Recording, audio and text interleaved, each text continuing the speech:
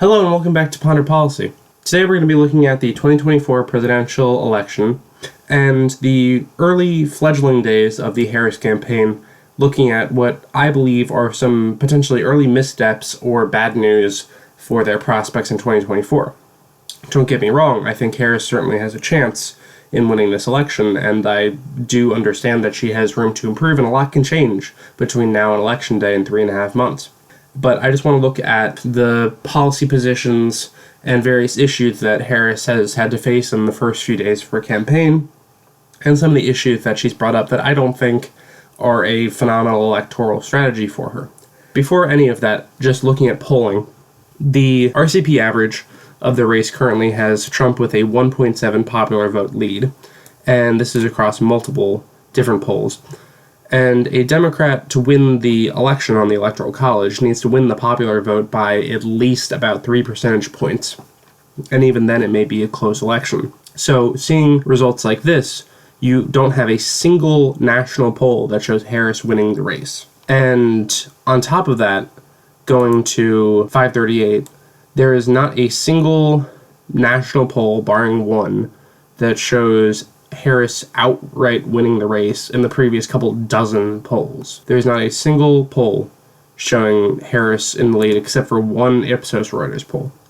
And this is a three-way race without Stein or Oliver on the ballot. Stein especially may pull more votes away from Harris than from Trump.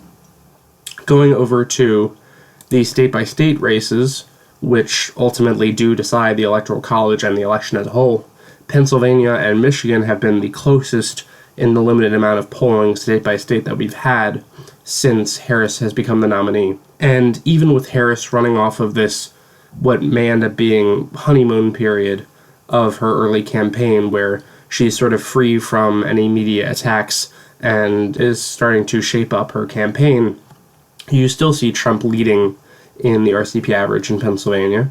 Harris has a lead in the most recent poll, which is good news for her campaign. Yes, Fox News polling is a left-leaning pollster, but having Trump still up in this race is interesting. Having Michigan Trump still up in that race, with the most recent poll going to Trump, and that's a Fox News poll, that's also interesting information.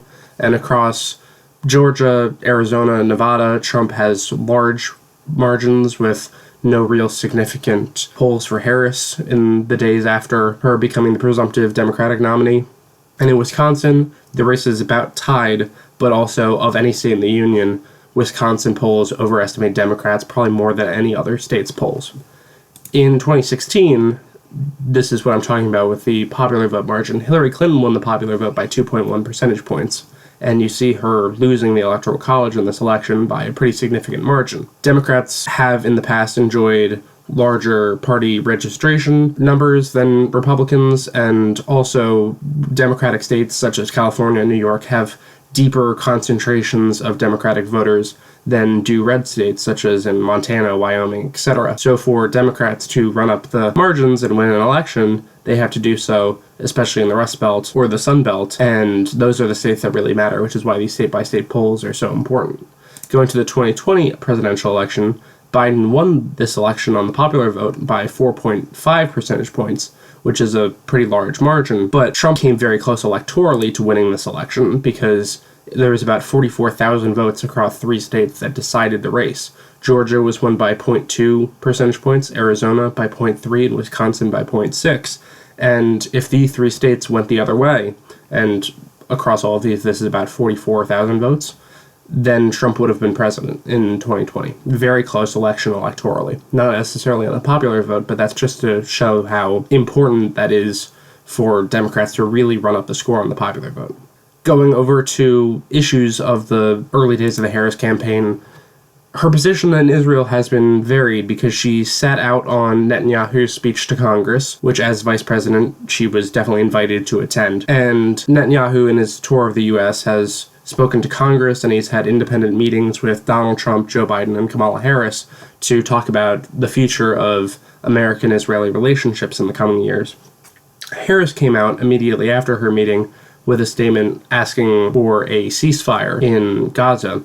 And these are interesting developments because On one hand, it may draw progressives who were isolated from the party back into the party. These are your younger voters, your more progressive-aligned voters, who are very much upset over the Biden administration's handling of the war in Gaza, who may come back into the party's fold. But at the same time, this does also isolate a larger section of the American voting populace, which in general tends to be more pro-Israeli. I think another overlooked aspect of this is that Josh Shapiro, the governor of Pennsylvania, and the most electable option for Harris to pick as her running mate, is Jewish and very pro-Israeli. Her making these decisions in the early days of her campaign, he may decline to join the ticket even if he were tapped by the Democratic Party. And that's an overlooked aspect of Harris's early policies. Going over to Harris discussing Trump dropping from the Trump-Biden ABC debate, which is scheduled for about a week and a half, 2 weeks from now. This is also kind of interesting because she very much tried to frame it as Trump being scared to debate her when in most recent statements he's asked to debate her multiple times, just not on the ABC terms. If we look over here from Forbes reporting on a conference call with the press and Border Patrol agents discussing Harris's record on the border. Let's just take a listen. Well, I haven't agreed to anything. I agreed to a debate with Joe Biden, but I want to debate her, and she'll be no different because they have the same policies. I think debating's important for a presidential race. I really do. I think that you have to you sort of have an obligation. So, just looking at that, going to the source directly, Trump obviously has a will and a want to debate Harris, just not under the ABC terms. And I suspect there will be at least one, if not multiple, debates between him and Harris in the coming months in the lead up to the election. Stories like this I don't think necessarily help the campaign because the spin just isn't necessarily there at this point. Going over to previous issues of the Harris campaign that I said in my previous video that if these are brought up, then they're going to be a tough deal for the early Harris campaign to overcome. In her candidacy in 2019 for the 2020 Democratic nomination, Harris supported a ban on fracking and other oil extraction methods. This generally is a nationally unpopular issue. I mean, issues like this are really important for states like Pennsylvania. So her campaign has since backtracked from these comments and said that her candidacy isn't going to be supporting any sort of ban on fracking. And I think that's an important move for her. I think that's a smart move for her campaign. But this was something that very early on she was hit with. And I said in a previous video that this would be something that her campaign would have to overcome. Also, looking at Harris's record on the border, another thing from her past, which I mentioned previously, that her campaign is going to have issues overcoming, is even you had a couple Democrats joining the Republicans in condemning Harris as the border czar. And this was sort of an appointment reported by most major media networks a few years ago that Harris was charged with looking over the border policy of the Biden administration and working to identify the sources of migration and work with Central American nations in combating illegal immigration. This just is not a issue that plays well for Democrats. You see this trying to be cemented by large media networks, but this also is going to be something that's hard for the Harris campaign to overcome, because the border and immigration is between number one and number two with the economy as the most important issue this cycle. The other issue in this nomination process is how the DNC went about appointing Harris to be the Democratic nominee. And what ended up happening is that delegates who were already set up to be voting Biden in for the nomination, those delegates were freed and instructed by Biden to vote for Harris for the nomination. And what that does is that takes out a large amount of the voters' preference in the matter. And I wouldn't say that all Democrats are upset about this, but there's a significant faction that are upset about not having a say in this process. And even if Democrats are ultimately okay with Harris, it would still be a traditional thing since 1968 with the primary process to have more voter interaction with this process and being able to vote for who they want to be their nominee. And you see some of the side effects of this when you had Black Lives Matter, which traditionally more of a left-leaning organization, go after the DNC process, saying the majority of Democratic voters wanted to have some say in this matter, and that the way that the DNC was arranged this year goes against a large amount of voters' interests. And going over to Harris's first campaign rally in Wisconsin, first few days of her campaign, I think this was an important step for her in both having her first major rally, but also laying out a lot of policy agendas for her campaign. And there were two major things that happened in this rally, is that A, she lauded the Biden administration and the accomplishments of that administration. And what this campaign doesn't seem to necessarily understand is that Biden was in part forced to drop out of the race, and his polling numbers were so bad because of the record of the Biden administration. So campaigning on those issues and the record of the Biden administration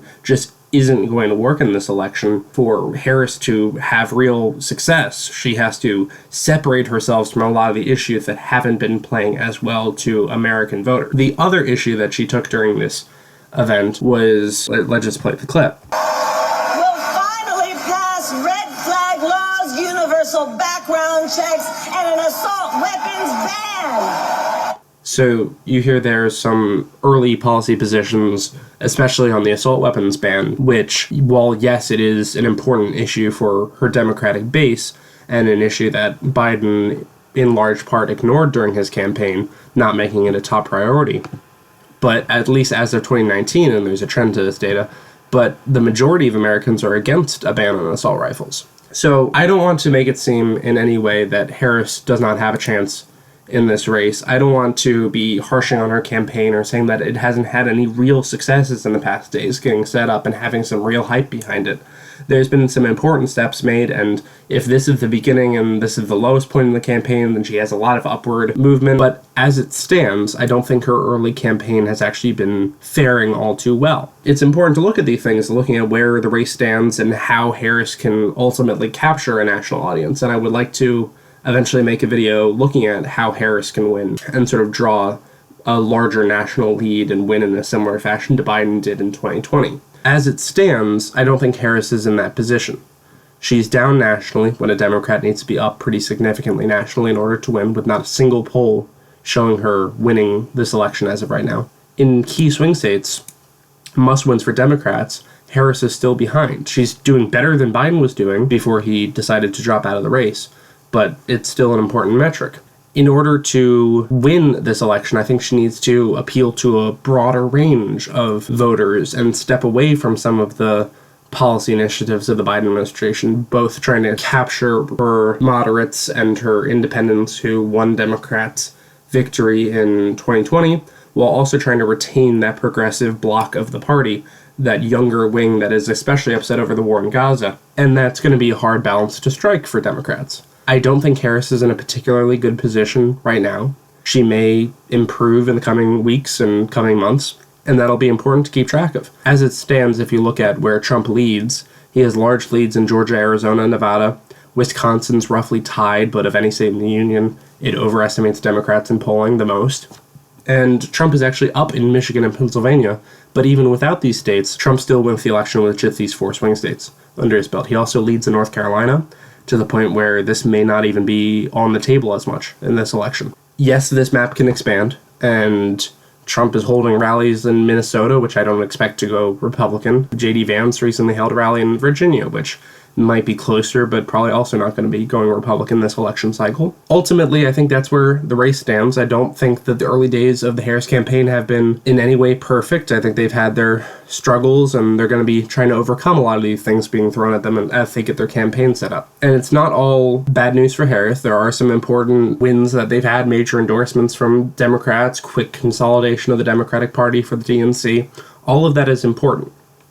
But ultimately, even if Harris is doing better than Biden was when he decided to drop out, it doesn't seem like at this point it's enough to win the election. So make sure to like and subscribe. Let me know what you think in the comments, and thank you for watching.